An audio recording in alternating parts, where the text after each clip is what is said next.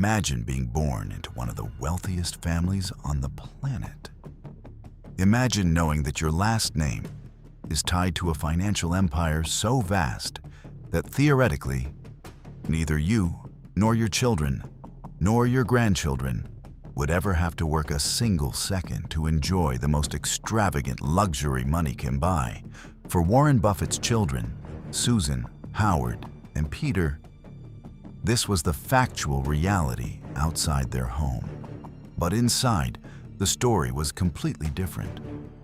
While the world looked at Omaha and saw Berkshire Hathaway accumulating hundreds of billions of dollars, the three Buffett children grew up sharing the same bedroom, taking public transit, and without having the slightest clue that their father was one of the richest men in the world.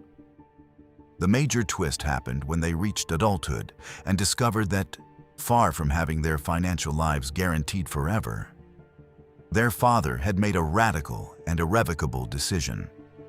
He simply banned his children from inheriting his trillion-dollar fortune. How does a loving father and one of the most brilliant investors in history decide to disinherit his own children from a lifetime of wealth? Today, we are going to unearth the backstage of Warren Buffett's most controversial decision. We will reveal the hidden psychology behind the strict upbringing he imposed on his children, the impact of the Giving Pledge manifesto at the family dinner table, and the structural financial lessons that prove why an excessive inheritance can destroy a person's future before they even begin to walk. Most people believe that the greatest gift a parent can leave a child is total financial security. But Warren Buffett views wealth through a completely different lens. To him, handing everything on a silver platter to a young person is the equivalent of paralyzing their human potential. If you want to understand the behavioral logic that billionaires use to raise resilient children and why accumulating wealth without a purpose is a trap, subscribe to the channel right now and turn on notifications. This is episode 13, The Price of Purpose. To understand why Warren Buffett made this decision during his children's adult years, one must look back at their childhood in Omaha, Nebraska. In the 60s and 70s, Berkshire Hathaway was already transforming into a colossus. But inside the Buffett household, the environment was strictly middle class. Susan, Howard, and Peter attended the local public school. They didn't have private drivers, didn't travel on private jets, and received an extremely short weekly allowance that had to be rigorously logged in an expense notebook. Warren Buffett always applied the concept of material noise elimination at home. He believed that if his children grew up surrounded by extreme luxury and privilege, they would develop an entitlement mentality. The destructive belief that the world owed them something simply because of their last name.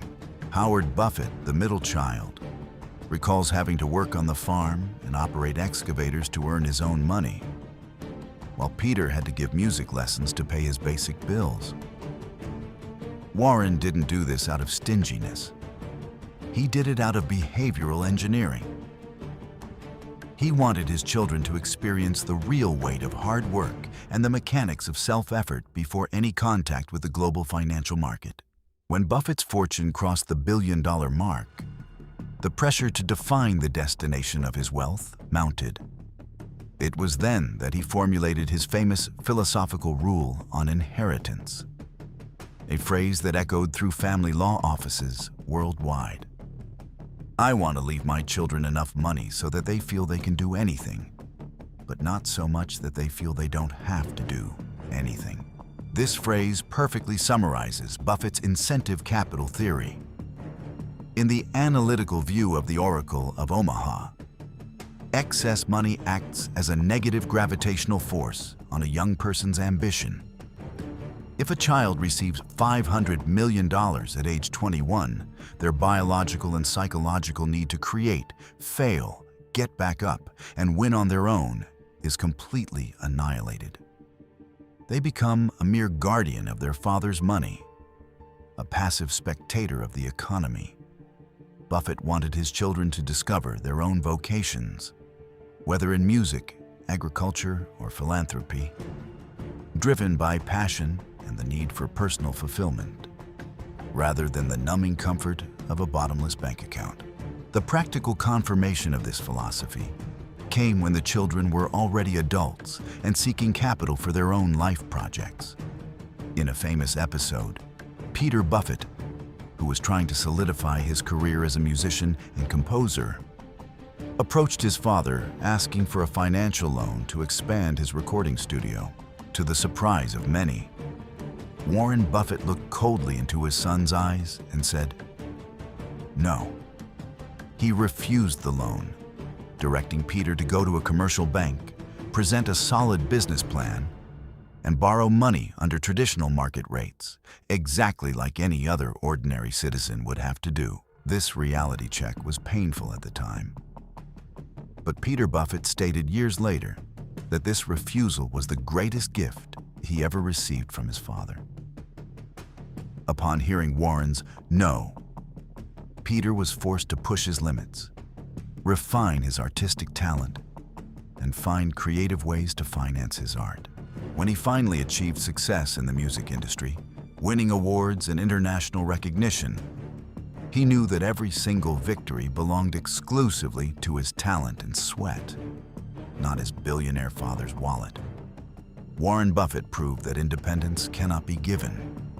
It is earned through friction with market reality. Instead of funneling his trillion-dollar fortune down the Buffett family tree, Warren decided to co-create the Giving Pledge alongside Bill Gates, a public commitment where the world's wealthiest individuals promised to donate more than 99% of their fortunes to philanthropic causes, either during their lifetime or after their death. The majority of Buffett's shares in Berkshire Hathaway have been progressively directed to the Bill and Melinda Gates Foundation and to smaller foundations managed by his own children. Here lies Buffett's subtle allocation of purpose. The children did not inherit the money for personal use, to buy yachts or mansions in Malibu.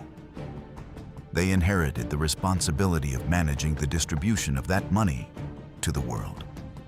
Susan manages education and health foundations. Howard focuses on global food security and sustainable agriculture. And Peter focuses on empowering indigenous communities and social education. Buffett transformed his children from heirs of liabilities into CEOs of social impact. They weren't given wealth to consume, but rather the duty to allocate capital where humanity needs it most. Buffett's refusal to pass his fortune down is also deeply rooted in his political and economic view of what he calls a dynastic aristocracy. Buffett is a fierce advocate for pure meritocracy. He frequently compares inheriting fortunes to choosing the United States Olympic team by only picking the eldest children of the athletes who won gold medals in previous decades. To him, the mere fact that someone is born into a golden cradle confers no magical ability or moral right to control vast slices of a nation's productive capital. By banning a trillion-dollar inheritance, Buffett was silently protesting against the system that perpetuates structural inequalities without an exchange of effort or talent. He believes that capital should return to society to create opportunities at the base, allowing the next brilliant, hungry young person to have the chance to rise on their own merit. Modern studies in neurobiology and behavioral psychology validate Warren Buffett's thesis overwhelmingly. The human brain evolved to respond to scarcity and reward incentives. When the reward mechanism is triggered without any prior effort, a phenomenon known as trust fund syndrome, an individual's dopamine levels suffer chronic deregulation. Young people who inherit colossal fortunes without psychological structure frequently face deep crises regarding a lack of purpose, depression, anxiety, and substance abuse, because their existence loses the vector of achievement. By shielding his children from this excess of ease, Buffett protected the mental health and emotional stability of his lineage. His children grew up balanced, productive, and respected in their respective fields because they knew that their survival and social relevance depended directly on their own actions in the real world. You don't need to be a billionaire listed on Forbes to apply Warren Buffett's incentive engineering to your own family upbringing and wealth management. Any long-term focused investor can implement 3 fundamental rules. Teach the value of opportunity cost early on. Don't give your children everything they ask for instantly. Let them experience delayed gratification to understand that resources are finite. Fund education and tools, not luxury. Use your accumulated capital to provide your children with the best intellectual infrastructure possible. Books, courses, experiences. But let them buy their own cars and consumer goods. Condition financial support on self-effort. If you decide to help your children with their own business, act as a strict angel investor, requiring plans, goals, and clear metrics, instead of being an emotional and unlimited ATM. The consistency with which you apply these boundaries determines whether the wealth you are building today will be a launch pad for the next generations or an anchor that will sink their ambition. Today, Warren Buffett's 3 children are mature adults, and they all publicly share the same pride in the tough stance their father adopted. They live comfortable lives, but without the theatrical excesses that characterize the heirs of Silicon Valley or Hollywood. They understood that the true value of the Buffett name was not stored in Berkshire Hathaway's vault, but rather at the Sunday dinners where their father discussed ethics, radical focus, compound interest, and behavioral integrity. The emotional autonomy they conquered by knowing they were capable of paying their own bills built a psychological shield that no amount of billions in stock could ever buy. They won the game of life under their own rules, free from the crushing shadow of being just the billionaire's kids. Why does Warren Buffett's decision to ban his children's inheritance remain one of the most revolutionary lessons in modern capitalism? Because it flips our cultural definition of success and legacy completely on its head. Buffett's genius lies not only in his ability to read financial reports or anticipate market movements.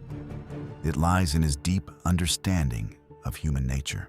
He understood that the greatest danger to a young person's character is the absence of challenges, and that unearned money is the ultimate killer of ambition. By dedicating his trillion-dollar fortune to curing diseases, global education, and social development, while forcing his children to forge their own paths, Buffett left the greatest teaching of all.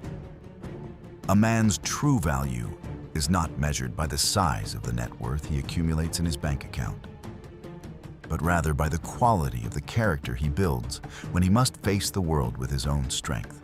The next time you catch yourself thinking that your life goal is to accumulate as much money as possible, to leave an easy, effortless life for the next generations, remember the Buffett family dinner table in Omaha.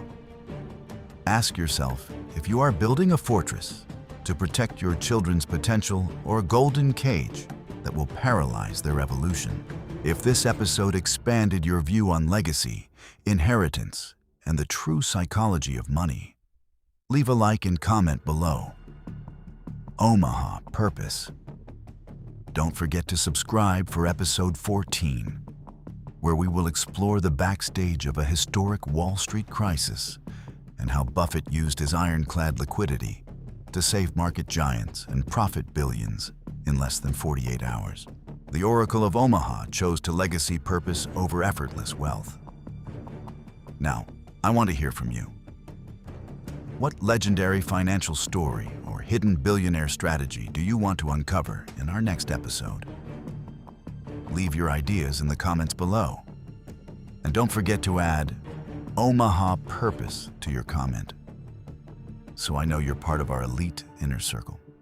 In the world of finance, those who seek ease inherit dependency. Those who seek challenges inherit the world. Until the next story of value, Until the next story of value,